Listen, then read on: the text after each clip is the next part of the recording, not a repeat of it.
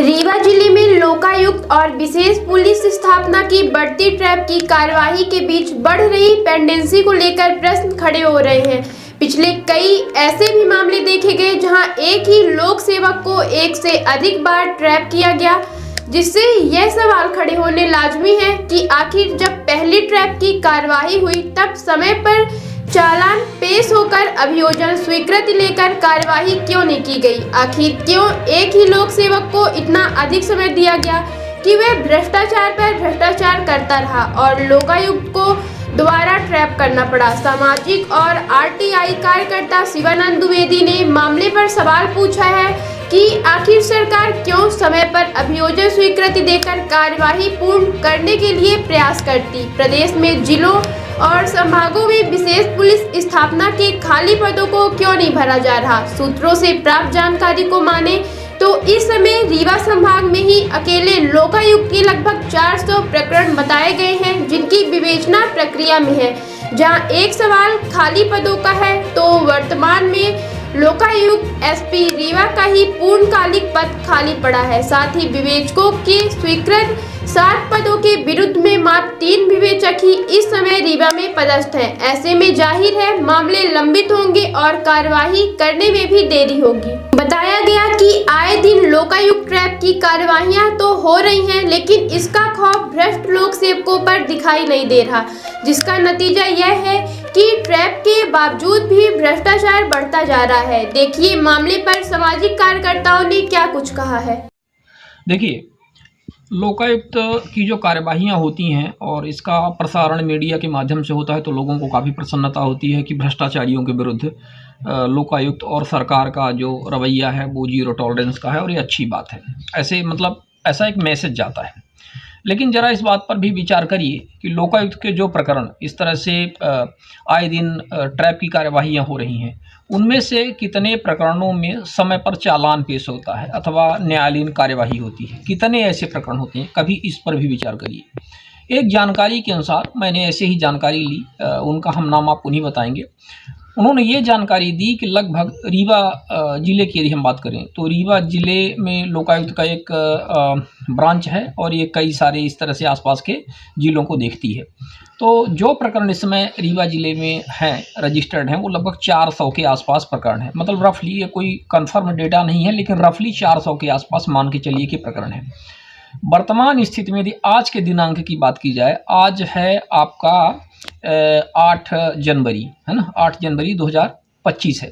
यदि आज के दिनांक की बात की जाए तो रीवा लोकायुक्त में 7 विवेचक होने चाहिए जो प्रकरण की विवेचना करते हैं। ट्रैप की कार्यवाही हुई, विवेचना करके उनका चालान प्रस्तुत करना, जांच विवेचना करके। 7 विवेचकों की पोस्ट पे मात्र 3 विवेचक हैं, 4 खाली हैं। तो ये सबसे बड़ा प्रश्न है कि आखिर सरकार यदि विवेचक नहीं रखेगी, यदि जांच अधिकारी पर्याप्त नहीं है, तो प्रकरणों का निपटारा कैसे होगा।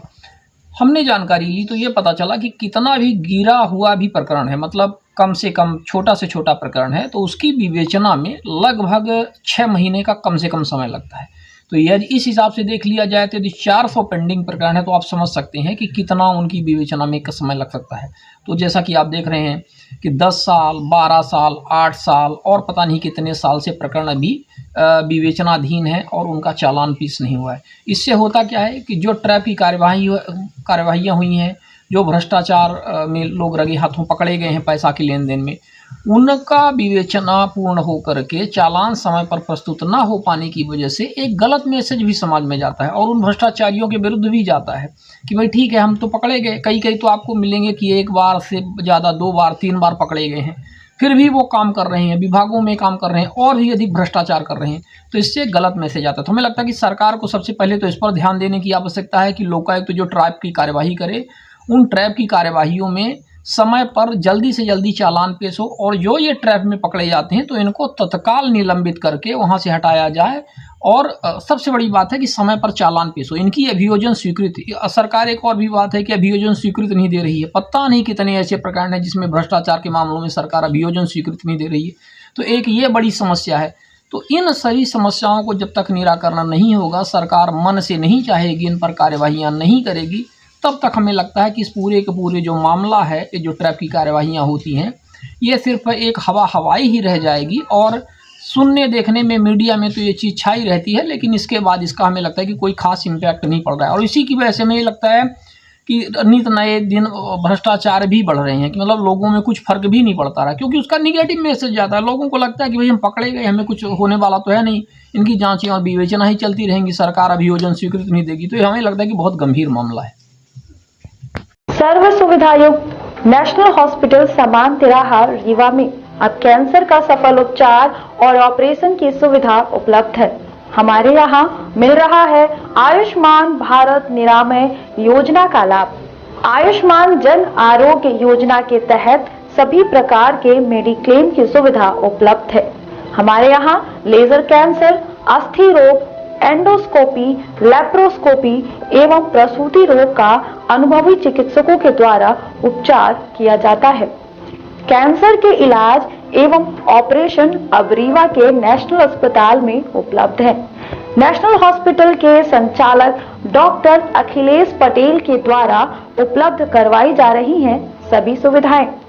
आयुष्मान से संबंधित किसी भी प्रकार की जानकारी के लिए संपर्क करें मोबाइल नंबर 9691288560 पर या फिर संपर्क करें 7566831551 पर। हमारा पता है नेशनल हॉस्पिटल समान तिराहा रीवा। संपर्क करें 07662359974 पर या फिर संपर्क करें 8602885990 पर।